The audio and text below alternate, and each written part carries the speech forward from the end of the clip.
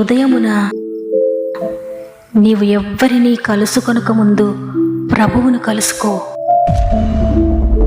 నీవు ఎవ్వరినీ చూడకముందు ప్రభువును చూడు. నీవు ఎవ్వరితో మాట్లాడకముందు ప్రభువుతో మాట్లాడు.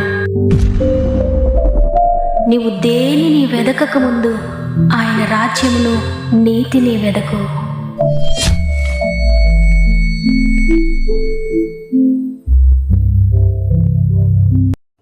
Praise the lord. ప్రభు నామంలో మీ అందరికీ నా యొక్క శుభాలు తెలియజేస్తూ గాడ్ ఫస్ట్ అనే వాగ్దాన కార్యక్రమానికి మిమ్మల్ని అందరినీ ప్రేమతో ఆహ్వానిస్తూ ఉన్నాను. ఎలా ఉన్నారు ప్రియ దేవుని బిడ్డలారా? బాగున్నారు కదా? దేవుని వాక్యం పట్టుకొని ఉదయాన్నే మిమ్మల్ని అందరినీ ఈ విధంగా కలుసుకోవడానికి నేను ఎంతగానో సంతోషిస్తూ ఉన్నాను. ఎందుకంటే రోజంతటిలో ఎంతోమందితో ఎన్నో మాటలు మాట్లాడుతూ ఉంటాను, కానీ దేవుని మాట మీతో మాట్లాడడం, దేవుని మాటను పలకడం ఎంతో శ్రేష్టమైంది. రోజంతా మాట్లాడని మాటల కన్నా ఎంతో శ్రేష్టమైంది దేవుని యొక్క ఒక్క మాట. ఆ వాక్యం ఎంతో శక్తి కలిగింది. అది ప్రతి ఒక్కరితో మాట్లాడే రెండంచులు కలిగిన ఖడ్గం వంటిది. మాట్లాడే నన్ను, వింటున్న మిమ్మల్ని కూడా సరిచేస్తుంది, ఆదరిస్తుంది, మనల్ని బ్రతికిస్తుంది. కాబట్టి ఉదయాన్నే దేవునితో మాట్లాడండి, దేవుని మాట తీసుకోండి. మనము రోజంతా మాట్లాడే మాటలు ఆశీర్వాదకరంగా ఉండాలంటే, ఇతరుల మాటలు మనం విన్నప్పుడు అవి ఆశీర్వాదకరంగా ఉండాలంటే మన మొట్టమొదటి మాట దేవునితో మాట్లాడదాం. మొట్టమొదటి మాట దేవుని మాట విందాం. దినమును ఆశీర్వాదకరంగా మార్చుకుందాం. ప్రాముఖ్యంగా మీరే సమస్య గుండా వెళ్తూ ఉన్నా మీ ప్రార్థన అవసరతలన్నీ కామెంట్ ద్వారా నాకు తెలియచేయండి. తప్పక మీ కొరకు ప్రార్థిస్తున్నాను. భారం కలిగి మన ఆత్మీయ కుటుంబం అంతా కూడా మీ కొరకు ప్రార్థిస్తున్నారు. మీకు తెలిసిన వారు ఎవరైనా అనారోగ్యంతో మంచంపై ఉంటే, వారు వినగలిగిన స్థితిలో ఉంటే వారికి వాక్యం తప్పక వినిపించండి. దేవుని మాట వినటం వలన విశ్వాసం కలుగుతుంది. వారి విశ్వాసమే వారిని స్వస్థపరిచి లేవనెత్తుతుంది. తప్పక షేర్ చేయండి. దేవుడు అనేక అద్భుతాలు చేయబోతున్నారు. మీరు ఏ సమస్యతో ఉన్న చివరి ప్రార్థనలు ఏకీభవించండి. మీ అందరి కొరకు నేను ప్రార్థించబోతున్నాను. పరిశుద్ధాత్మ దేవుని చేతులకు అప్పగించబోతున్నాను. మీరు నమ్మిన ప్రకారంగా దేవుడు మీ జీవితంలో అద్భుతం చేయబోతున్నారు. సమస్త మహిమ, ఘనత, ప్రభావములు దేవునికే చెల్లునుగాక. ఈరోజు దేవుడు మనకు అనుగ్రహిస్తున్న శ్రేష్టమైన వాగ్దానం 1 యోహాను పత్రిక 5వ అధ్యాయము 13వ వచనము. ఆయనను బట్టి మనకు కలిగిన ధైర్యం ఏదనగా, ఆయన చిత్తానుసారంగా మనం ఏది అడిగినను ఆయన మన మనవి ఆలకించుననున్నదియే. ఆమేన్. ఈరోజు వాగ్దానాన్ని వింటున్న ప్రియ దేవుని బిడ్డలారా, ప్రార్థించే వారిలో కొంతమంది ధైర్యంగా ఉంటారంట. కొంతమంది అనేక సంవత్సరాలుగా ప్రార్థిస్తారు, కానీ వారి హృదయంలో ఆ నిరీక్షణ, ధైర్యము ఉండదు. వీరిద్దరిలో ఎందుకెంత వ్యత్యాసం ఉంది అంటే, నా ప్రభు గొప్పవాడు, నేను నమ్మిన దేవుడు సర్వశక్తి కలిగిన వాడు అని ఒకే ఒక్క విశ్వాసంతో వారు ఆయన చిత్తానుసారంగా ప్రార్థిస్తారు. కొంతమంది ఆ నిరీక్షణ లేకుండా ప్రార్థిస్తారు. అందువల్ల వారి మనవి ఆయన దగ్గర వరకు వెళ్ళలేకపోతుంది. కింది వచనంలో మనం చూస్తే, మనమేమి అడిగినను ఆయన మన మనవి ఆలకించునని మనం ఎరిగిన ఎడల మనం ఆయనను వేడుకునినవి మనకు కలిగినవని ఎరుగుదుము. నేను నా ప్రభువుకు ప్రార్థిస్తున్నాను. ఆయన ప్రార్థన వినే దేవుడు. తప్పకుండా నా మనం ఆయన దగ్గర కంటూ వెళ్తుంది. ఆయన నా మనవి తప్పకుండా వింటాడు, ఆయన సమాధానం ఇస్తాడు అని కనుక మనం ఎరిగి ఉంటే, అంటే మన హృదయంలో ఆయన చాలా గొప్పవాడు అని తెలిసి ఉంటే, మనం ఇక నేను అడిగింది ఆయన ఇస్తాడో ఎవడో, నా ప్రార్థన ఆయన వింటాడో వినడో అనే అవిశ్వాసం ఎంత మాత్రం ఉండదంట. నేను ప్రార్థించాను, ఆయన నా ప్రార్థన వింటాడు, నేను ఆయనను వేడుకున్న విషయాలన్నీ నాకు దయచేస్తాడు ఆయన అని కూడా ఎరిగి ఉంటారు. ఎందుకంటే దేవుణ్ణి ఎరిగి ఉన్నారు కాబట్టి ఆయనను ఏది అడగాలో, ఆయన చిత్తమైనది ఏదో, ఆయన చిత్తానుసారంగా ఏ విధంగా ప్రార్థించాలో కూడా పరిశుద్ధాత్మదేవుడు వారిని నడిపిస్తాడు. కాబట్టి వారు తప్పకుండా దేవుని చిత్తానుసారంగానే ప్రార్థిస్తారు. ఆయన చిత్తానుసారంగా ప్రార్థిస్తారు కాబట్టి ఇక అధైర్యం ఉండదు, వారి మనస్సులో అవిశ్వాసం ఉండదు, ధైర్యం కలిగి ఉంటారు. ఈ లోకంలో మనం చూస్తే దేవుని బిడ్డలుగా, విశ్వాసులుగా, క్రైస్తవులుగా అనేక మంది ప్రార్థిస్తూ ఉన్నారు. అనేక ప్రార్థనలు దేవుని సన్నిధికి వెళుతూ ఉన్నాయి. అయితే కొందరు మాత్రమే దేవుని ఆశీర్వాదాలు పొందుకుంటున్నారు. కొందరు ఎంత ప్రార్థించినా వారి ప్రార్థనకు దేవుని దగ్గర నుంచి జవాబు పొందుకోలేకపోతున్నారు. దేవుడు నన్ను త్రోసివేశాడేమో, ఆయనకు నేను ఇష్టం లేదేమో, అందువల్లే నేను ఎంత ప్రార్థించినా నాకు జవాబు రావడం లేదు, నా జీవితంలో ఒక్క కార్యం కూడా జరగట్లేదు అని ఎంతగానో బాధపడుతూ ఉంటారు. అయితే వాక్యం సెలవిస్తూ ఉంది, అడుగుడి మీకు ఇయ్యబడును, అడుగు ప్రతివాడు పొందుకుంటాడు అని. దీనిని బట్టి అందరికీ ఇవ్వాలనేదే దేవుని చిత్తం అని ఇక్కడ మనకు తెలుస్తుంది. జవాబు రాకపోవడానికి కారణం దేవుడు కాదని ఇక్కడ తెలుస్తుంది స్పష్టంగా. అయితే మరి మనమా అంటే దేవుని వాగ్దానం బట్టి అవును అని తెలుస్తుంది. కారణాన్ని పరిశీలిస్తే ప్రార్థిస్తున్నాం కానీ ఆయన చిత్తానుసారంగా అడగడం లేదు. ఆయన చిత్తానుసారంగా అంటే ఆయనను నమ్మి ప్రార్థించడం, ఆయన గొప్పవాడని నమ్మాలి, ఆయన సృష్టికర్తని నమ్మాలి, ఆయన ఏదైనా చేయగలడని నమ్మాలి, ఆయన మాత్రమే ఆయన నమ్మాలి. ఆయన తప్ప ఎవ్వరి లోకులు నాకు సహాయం చేయలేరు. ఆయన నా జీవితంలో ఈ కార్యం చేసిన ఆయన మాత్రమే గొప్పవాడు. ఆయన నా జీవితంలో ఈ కార్యం జరిగించకపోయినా ఆయన మాత్రమే గొప్పవాడు అని నమ్మాలి.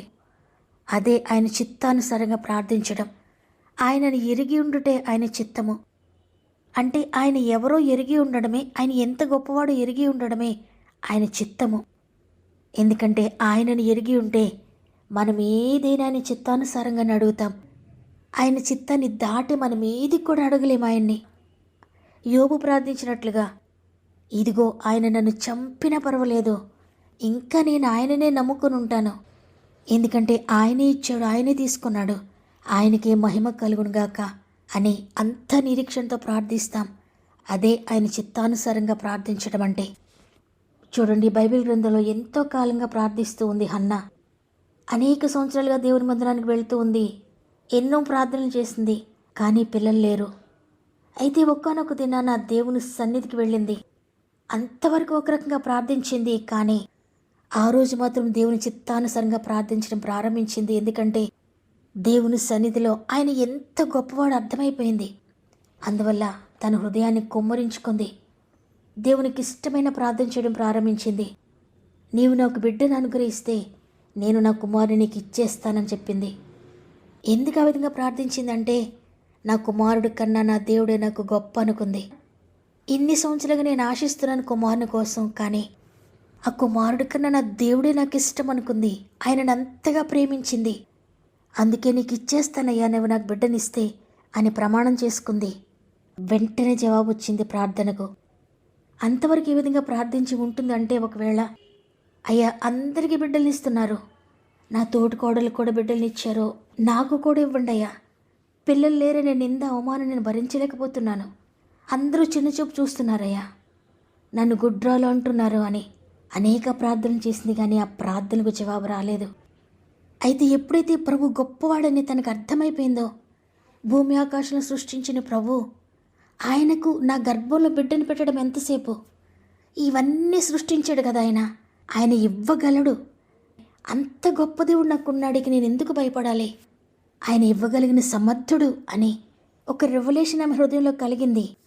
పరిశుద్ధాత్మ దేవుడు ఆ రెవల్యూషన్ ఇచ్చాడు ఆమెకు. వెంటనే వేరు విధంగా ప్రార్థించడం ప్రారంభించింది. తండ్రి, నీకన్నా గొప్పవారు ఎవరున్నారయ్యా, నీవు గనుక నాకు బిడ్డనిస్తే ఆ బిడ్డ నీ కొరకే, నీ తర్వాతే నాకేదైనా అని అంతగా దేవునికి సబ్మిట్ చేసుకుంది. వెంటనే అద్భుతం చూచింది. ఆ ఒక్క బిడ్డనే కాదు, దేవుడు తర్వాత అనేక మంది బిడ్డలు ఇచ్చాడు. ఈరోజు దేవుడు అదే మనకు తెలియజేస్తున్నాడు.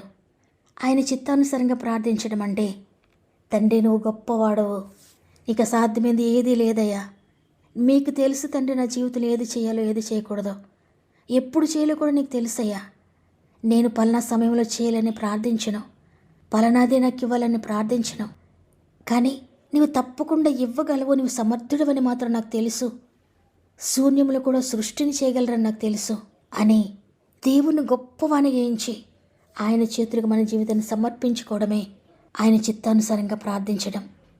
ఈ విధంగా ప్రార్థించిన వారు ఇక దిగులు చెందరు, కన్నీరు కార్చరు.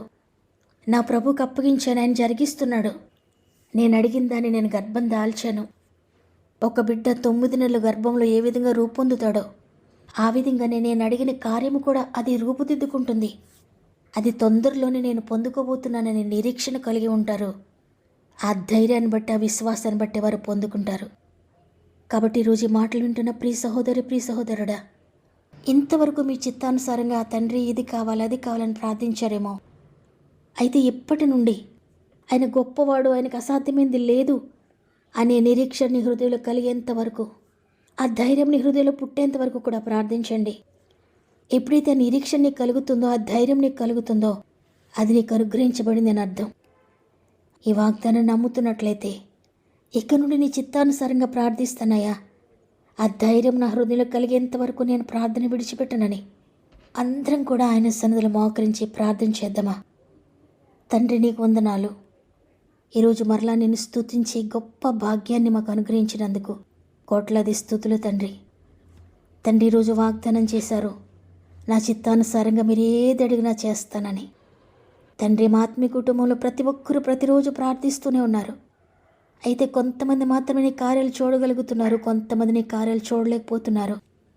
అది మీరు వారిని ప్రేమించక కాదు, మీరు వారి ప్రార్థన వెనుక కాదు, నీ చిత్తానుసారంగా అడగక పొందుకోలేకపోతున్నారు తండ్రి. అయితే ఈరోజు ప్రతి ఒక్కరూ కూడా తండ్రి ఇక నుండి నీ చిత్తానుసారంగా నేను అడుగుతానని వాగ్దానం చేస్తున్నారయ్యా. నీ చిత్తానుసారంగా ఏ విధంగా ప్రార్థించాలో ప్రతి ఒక్కరికి తెలియచేయండి. పరిశుద్ధాత్ముడా మీరు నడిపించండి. ఉచ్చరింపశక్యమైన మూలుగులతో ప్రార్థించి గొప్ప భాగ్యాన్ని మా ఆత్మీయ కుటుంబంలో ప్రతి ఒక్కరికి దయచేయండి. ప్రార్థన శక్తితో నింపుండి నాయనా, ప్రార్థనాత్మతో నింపుండి తండ్రి. ఆత్మానుసారంగా ప్రార్థించడానికి, ఆత్మానుసారంగా నడుచుకోవడానికి అందరికీ సహాయం చేయండి అయ్యా. మొదట నా నీతిని, నీ రాజ్యమును వెతకడం, మీకు కావలసినవన్నీ అనుగ్రహిస్తానని సెలవిచ్చావు. నీ రాజ్యమును, నీ నీతిని మొదట వెతకడమే నీ చిత్తమయ్యా. నీ చిత్తానుసారమైన మొదట వెతికితే కృపాక్షేమములన్నీ మా వెంట వస్తాయి. కాబట్టి మా ఆత్మీయ కుటుంబం అంతా నిన్ను వెంబడించడానికి సహాయం చేయండి. తద్వారా వారికి కావలసినవన్నీ వారి వెంట వస్తాయి. వాగ్దానం చేసిన దేవుడు నమ్మదగిన వాడవు. ఏది కూడా మిస్ అవుదు తండ్రి. నీ వాగ్దానం నమ్మితే పొందుకుంటారయ్యా. అయ్యా ఈరోజు ఎంతమంది నిర్ణయించుకున్నారో తండ్రి, నా చిత్తానుసారంగా నేను ప్రార్థించను, నీ రాజ్యమును, నీ నీతిని మొదట నేను వెతుకుతాను, నీ చిత్తమే నా జీవితంలో సిద్ధించండి, మీరు ఏది చేసినా నీ చిత్తమే తండ్రి అని ఎంతమంది మీకు సమర్పించుకుంటున్నారో వారి జీవితాలు అద్భుతాలు జరిగిస్తున్నారో నమ్ముతున్నాను. ప్రాముఖ్యంగా తండ్రి ఎంతోమంది బిడ్డల సమస్యలు, శోధనలో ఉండి వారి ప్రార్థన అవసరాలు తెలియజేస్తున్నారయ్యా. నీ చిత్తానుసారంగా ఎంతమంది అడుగుతున్నారో వారి జీవితంలో త్వరలోనే మీరు అద్భుతాలు జరిగిస్తున్నందుకు, త్వరలోనే వారి వ్యాధి నుండి విడిపిస్తున్నందుకు, త్వరలోనే వారి ఆర్థిక బంధకాల నుండి విడిపిస్తున్నందుకు, త్వరలోనే వారిని ఆత్మీయంగా ఉన్నత స్థితిలో పెడుతున్నందుకు, త్వరలోనే వారిని మానసికంగా బలపరుస్తున్నందుకు, త్వరలోనే కుటుంబ సమస్యలన్నిటి నుండి విడిపిస్తున్నందుకు, త్వరలోనే ప్రతి కోర్టు కేసును కొట్టివేస్తున్నందుకు, దానిని విడిపిస్తున్నందుకు వందనాలు. త్వరలోనే ఉద్యోగ సమస్యలన్నింటినీ విడిపిస్తున్నందుకు వందనాలయ్యా. త్వరలోనే వ్యాపారంలో సమస్యలను విడిపిస్తున్నందుకు, అభివృద్ధి చేస్తున్నందుకు వందనాలు తండ్రి. వ్యవసాయంలో అభివృద్ధి చేస్తున్నందుకు వందనాలు తండ్రి. పాడి పంటలు దీవిస్తున్నందుకు వందనాలయ్యా. త్వరలోనే గర్భఫలాన్ని దయచేస్తున్నందుకు వందనాలు తండ్రి. త్వరలోనే వివాహాలు జరిగిస్తున్నందుకు వందనాలు తండ్రి. త్వరలోనే ఉద్యోగాలు దయచేస్తున్నందుకు వందనాలు తండ్రి. ఎగ్జామ్స్ రాసిన బిడ్డలకు త్వరలోనే చక్కటి రిజల్ట్స్ దయచేస్తున్నందుకు వందనాలు. స్వంత గృహాలు లేని బిడ్డలకు చక్కటి గృహాలు త్వరలోనే దయచేస్తున్నందుకు వందనాలు. కుటుంబ రక్షణ కొరకు ఎంతమంది ప్రార్థిస్తున్నారో ప్రతి జీవితంలో అద్భుతకరమైన రక్షణ కార్యములు జరిగిస్తున్నందుకు వందనాలు. ప్రత్యేకంగా గర్భంతోని బిడ్డలందరినీ కొన్ని చేతులు పెడుతున్నానయ్యా. 9 నెలలు మీరు తోడుగా ఉండి సేఫ్ డెలివరీస్ దయచేస్తున్నందుకు వందనాలు. ఈరోజు ప్రత్యేకంగా పుట్టినరోజులు, పెండ్లి రోజు జరుపుకున్న వారందరినీ జ్ఞాపకం చేసుకోండి. సంవత్సరం అంతా తోడుగా ఉండి నడిపించండి. ఇదే మనం ప్రారంభిస్తూ ఉండగా ఈరోజు అంతా ఆత్మీయ కుటుంబం అంతటికీ తోడుండి నడిపిస్తారని యేసయ్య పరిశుద్ధమైన నామములో అడిగి వేడుకుంటున్నాను తండ్రి. ఆమెన్. మీ ప్రార్థనలన్నీ వ్యర్థమైపోయినాయి అనుకుంటున్నారా? లేదు, ఆయన చిత్తానుసారంగా చేసిన ప్రతి ప్రార్థనకు త్వరలోనే జవాబు రాబోతుంది. విశ్వాసంతో ఎదురు చూడండి. నిజంగా దేవుడు మీతో మాట్లాడినట్లయితే ఆమెనని కామెంట్ చేయండి. లైక్ చేయడం, షేర్ చేయడం మర్చిపోకండి. దేవుని చిత్తమైతే తిరిగి రేపు అందరం కలిసి ఆయనను స్తుతిందాం. అంతవరకు ప్రభు మీకు, మీ కుటుంబాలకు తోడేండి నడిపించునుగాక.